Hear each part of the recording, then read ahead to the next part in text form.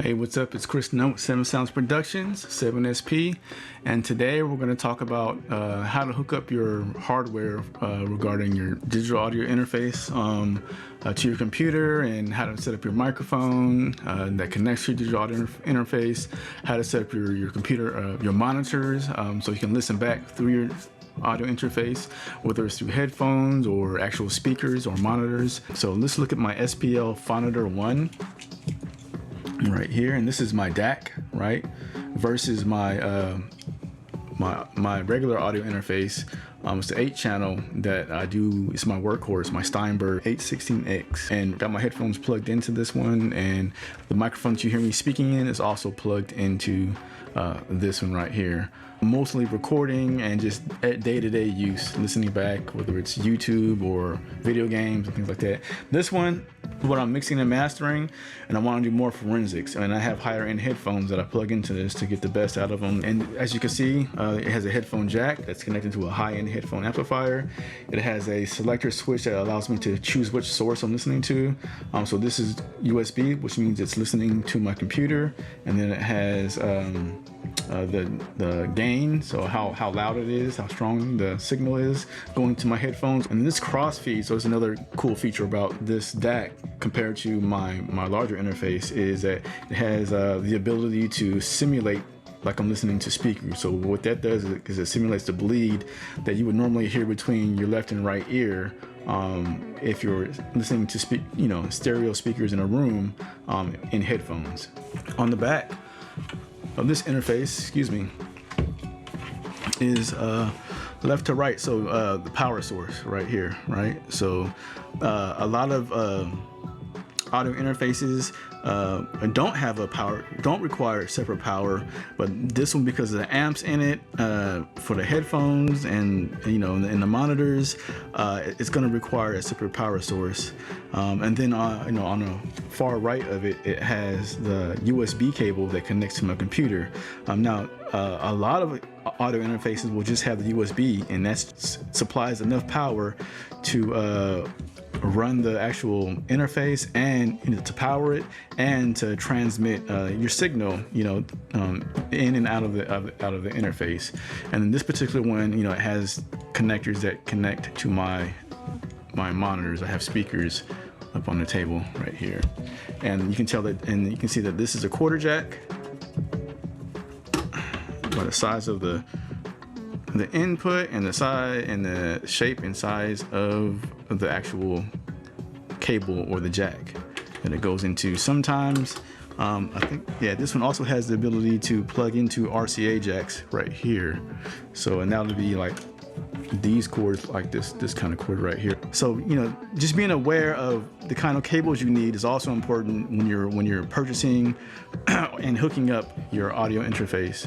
Also, when it comes to the data, and sometimes the data and power for the audio, for the USB, you have to make sure you have the right cable. So most audio interfaces come with a cable, but what's at the end of the cable that plugs into the computer is really what's going to matter for this case. So sometimes a computer may have the old USB-A, so it's kind of a rectangular shaped USB cable.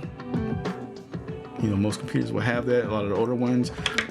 Newer computers, however, will have a USB-C cable, and it's a smaller looking cable. It's more circular in shape, and it's the same like what newer cell phones and all kinds of things have. So it's definitely more of a universal kind of a serial bus cable that transmits power to run hardware, as well as information to pass information between hardware and software. And this particular cable is a USB-C to USB-A cable, like that. So just knowing what's on the back of your computer is super important. If your audio interface comes with a cable that only goes to USB-C and you have a USB-A, you can buy an adapter, or you can buy a cable that's like this, where it has the proper end that plugs into your computer. So it's not a big deal, just something to be aware of when you're looking at the specs and you're buying an audio interface. This interface, as well as, it's got pretty good pretty good mic preamp, so and okay headphone amps. So it's also powered by external power source that plugs into my audio conditioner, power conditioner right here. And at least I wouldn't plug these things directly into your wall. At least use a power strip, or even better yet, a uninterrupted power source, and that keeps your hardware safe from getting blown out during a storm, or something happened to it where it fills in the wall and some type of power surge happens. You lose, or you damage, or you can outright just lose the use of that hardware. All right, so that is your audio interface. Next, we'll talk about microphones. So what you hear me speaking through is this Audio-Technica. I think this is a 2050, and it's XLR. So it's plugged in via XLR, as you can see right here, and that is the cable, and it's plugged into a jack similar to that. You have the 3 parts right here for 3 prongs. I'll show you the cable for it. But it's this particular kind of jack also allows for a quarter jack to be plugged in too. And the big thing with this is just remembering if it's a dynamic condenser microphone. Excuse me, this is a condenser. If it's a condenser microphone, then it needs 48 V or phantom power. And you can tell that it has it going into this one, because when I press the phantom power button, it causes this one to light up. That says, hey, you have selected. And if I don't want to use it, I can just press that button and it'll turn it off. Like this one right here has phantom power, and if I press it, it turns it off. Right, so something to think. And if your interface also has a pad on it, you have to be careful for that. So this one also has pad, and what that does is it attenuates the amount of signal going through the interface. So if it's weak and pad is on, just make sure you have the pad turned off.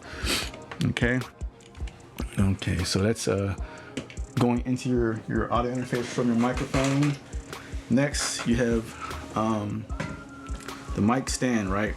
So whether it's a mic stand that connects to your desktop, your workstation or work desk, or one that's like a traditional mic stand that's on the floor, as you normally see at concerts and comedy shows, people on stage performing. The function is generally the same. It's there to hold the mic and in a way that you can best use it to communicate or perform. A lot of microphones will either come with, like this one that I showed you that I'm recording with, like a cradle kind of microphone holder like this, and it will,